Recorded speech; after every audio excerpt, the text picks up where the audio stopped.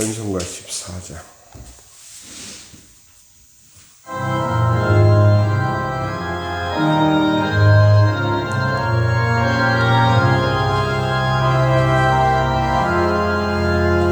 주리 하나님 하늘에 계시니 온 천하 만민 주 앞에 찬송하네.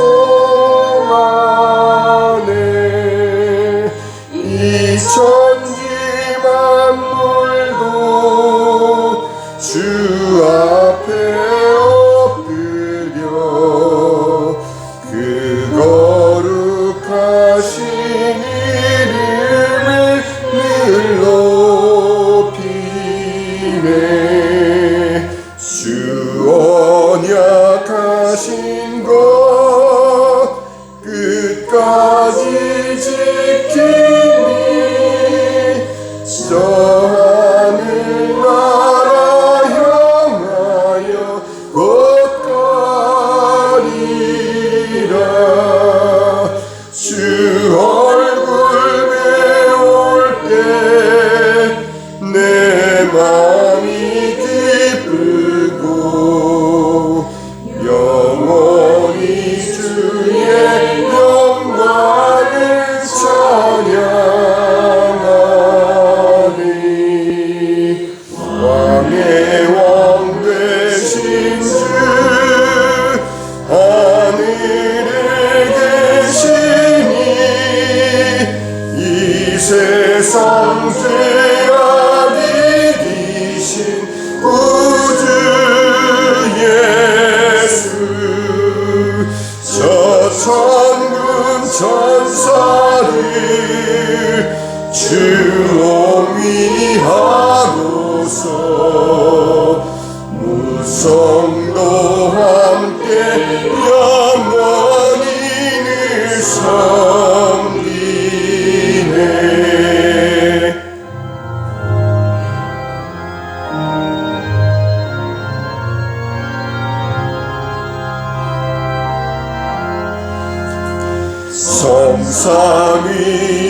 성삼위일체께 승리한 무리들 다 기쁜 소리 높여서 감사드려. 창조주 하나님 내 주님 되시니 주 앞에 나도 엎드려 경배하네.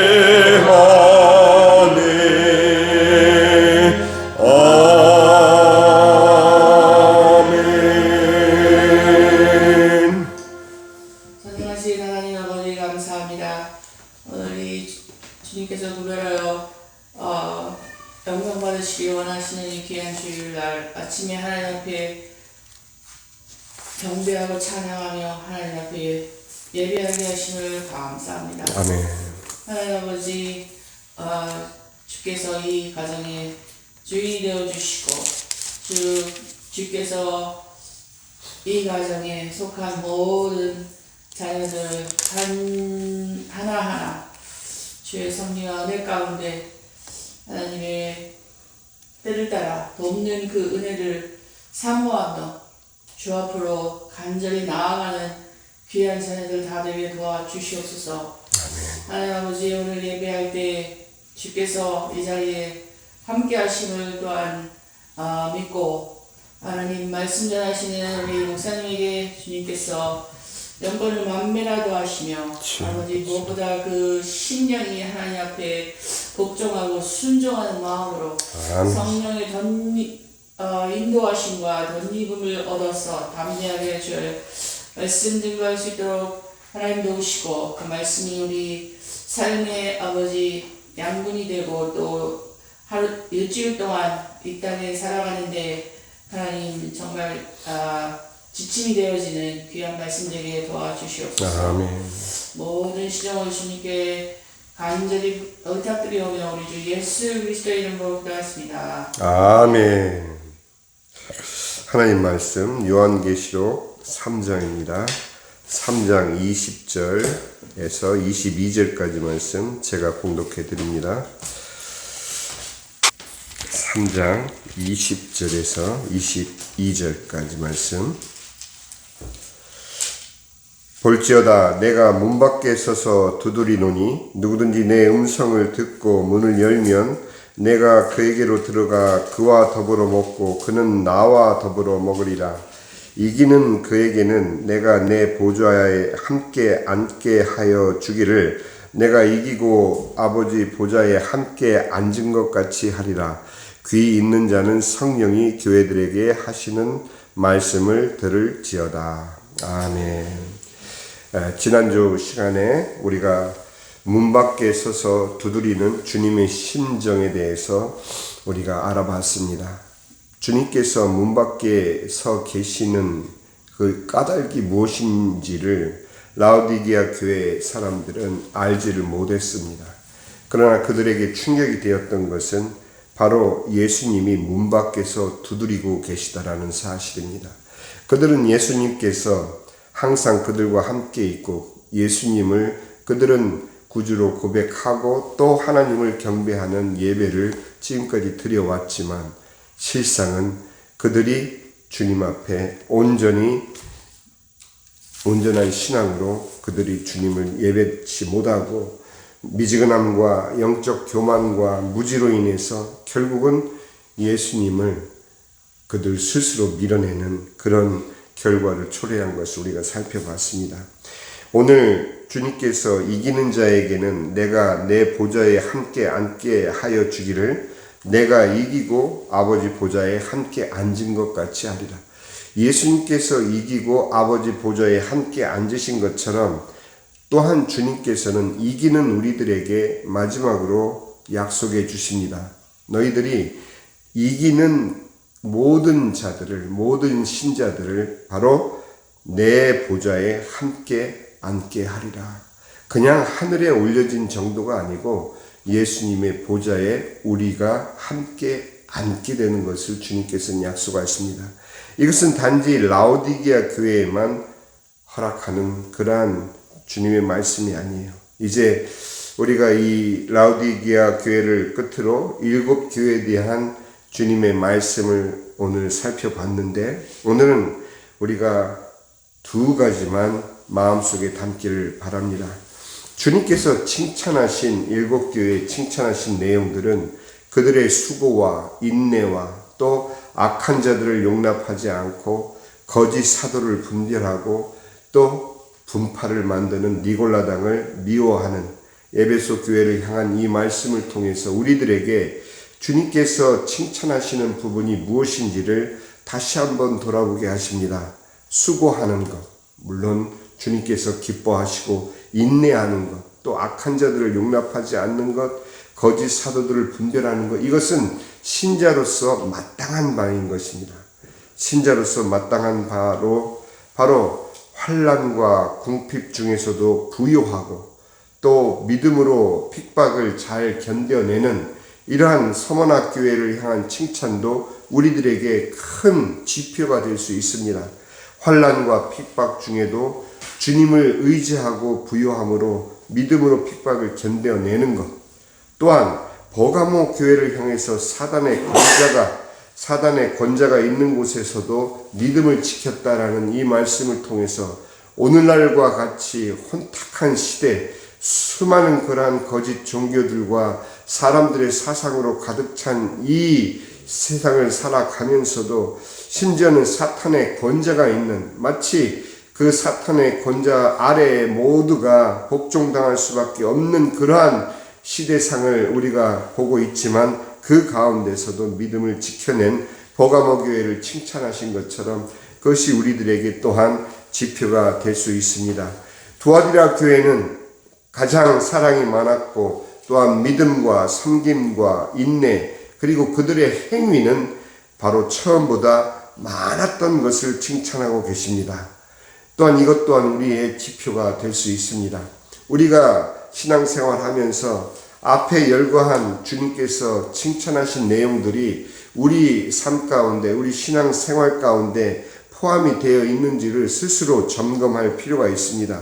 그리고 사대교회는 모두가 믿음을 떠나고 세상의 풍조를 따르는 속에서도 몇몇 사람들만 흰옷을 입고 있다라고 사대교회를 향해서 주님께서 일침과 함께 그러나 몇몇 사람이 주님과 함께 흰옷을 입고 있다라고 말씀하심으로 말미암아 아무리 죽어가는 교회, 살아있는 듯하나 실상은 죽은 듯한 그 사대교회가 행위 또한 온전치 않은 상태였지만 바로 주님께서는 그 가운데서도 신앙을 지켜내는 몇몇 사람들이 있음을 주님께서는 말씀해 주셨습니다.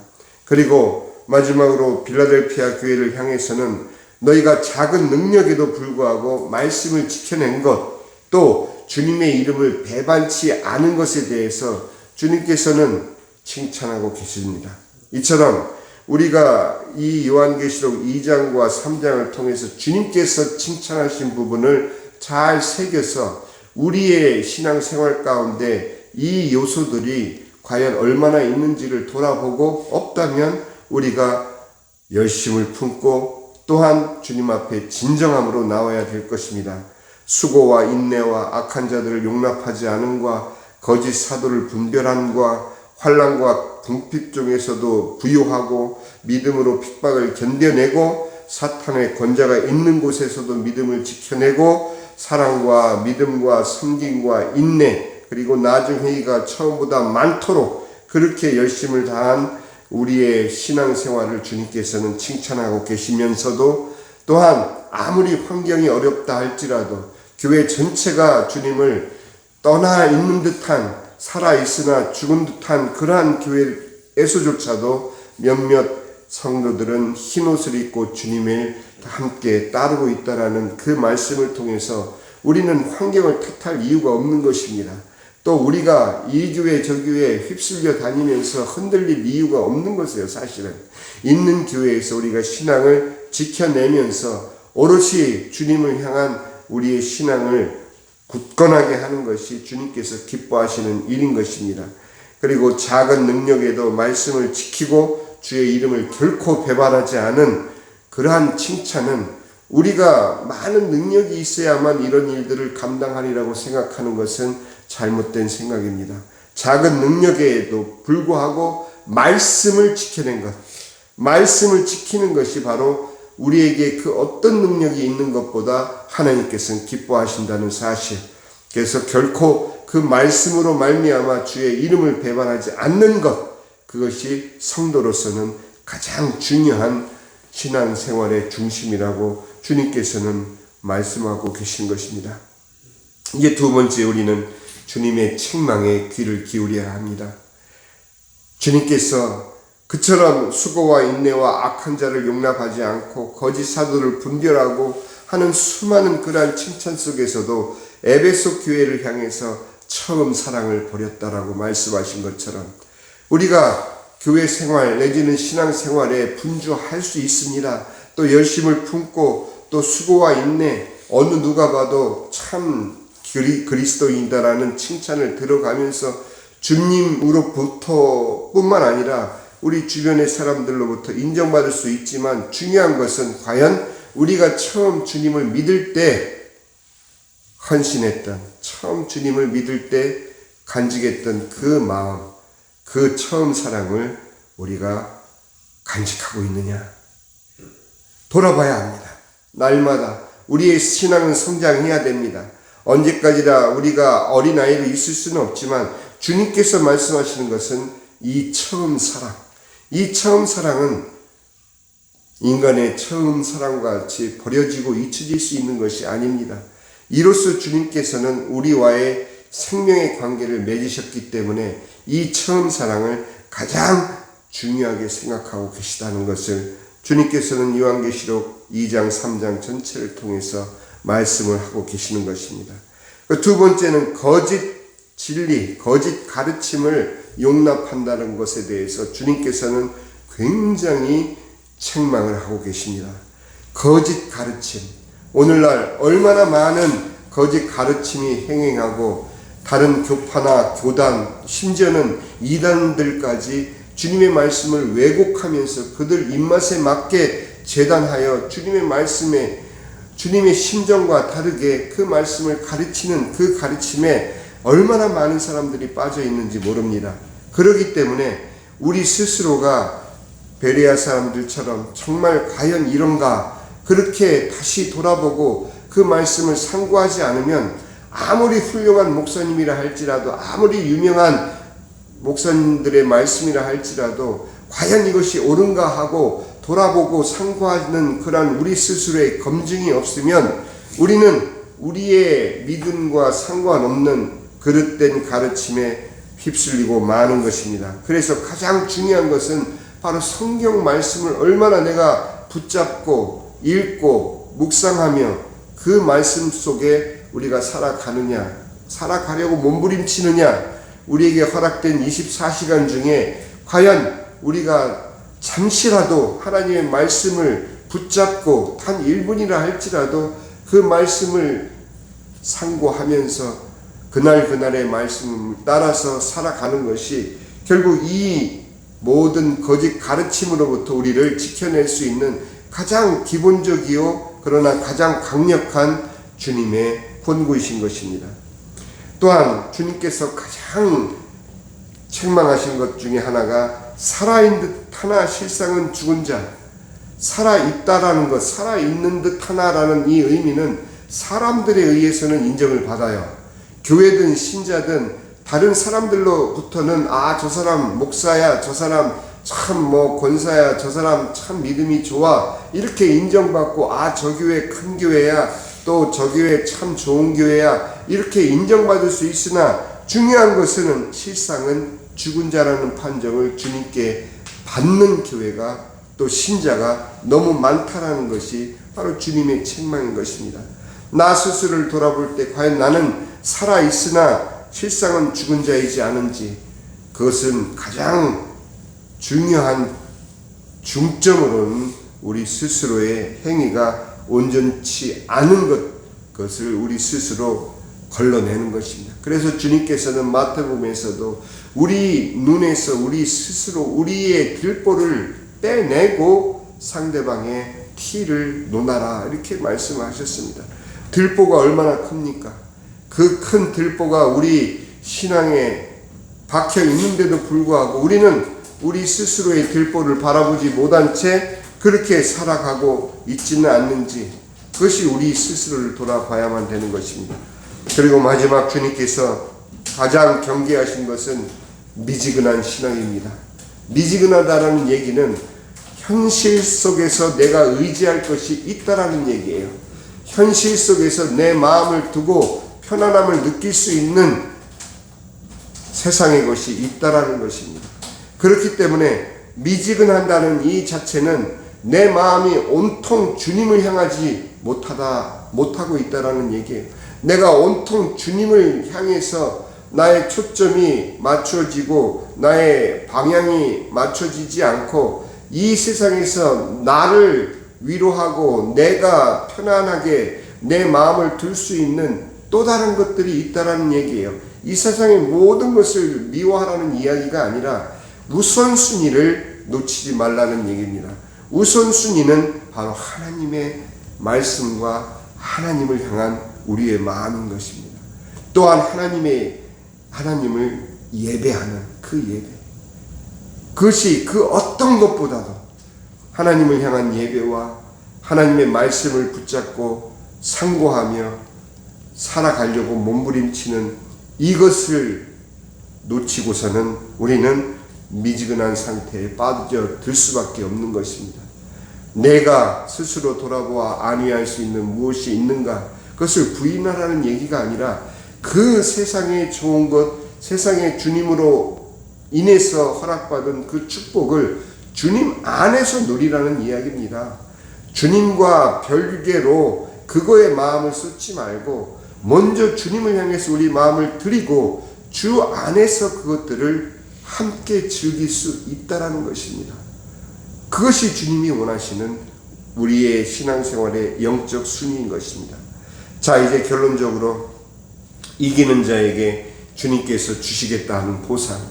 이 보상은 마치 마태복음 5장에서 7장까지의 산상수훈에 약속된 복이 있도다 하시는 그 선언과 거의 같은 맥락으로 우리들에게 축복을 선포하고 계십니다. 첫 번째는 생명나무의 열매를 약속해 주셨습니다. 그리고 지옥의 형벌을 면하는 둘째 사망의 해를 받지 않을 것을 약속해 주셨습니다.